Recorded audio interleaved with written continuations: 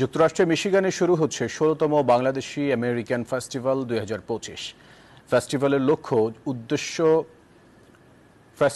লক্ষ্য ও উদ্দেশ্য ও চূড়ান্ত প্রস্তুতির বিষয়টি জানাতে এরই মধ্যে ওয়ারেনে এক মত বিনিময় সভা অনুষ্ঠিত হয়েছে। গণমাধ্যম কর্মীদের সাথে মত বিনিময় করেন বাংলাদেশ অ্যাসোসিয়েশন অব মিশিগান বামের নেতৃবৃন্দ। এ সময় মাইলস্টোন স্কুল অ্যান্ড কলেজের নিহতদের আত্মার শান্তি কামনায় ১ মিনিট নীরবতা পালন করা হয়। সংগঠনের সভাপতি জাবেদ চৌধুরী বলেন, বিদেশে বেড়ে ওঠা বাংলাদেশিদের দেশীয় সংস্কৃতির সঙ্গে পরিচয় করিয়ে দিতে এমন আয়োজন। সেখানে বক্তব্য রাখেন সুমন কবির, তাহমিদ হাসান চৌধুরী, আহাদ আহমেদ।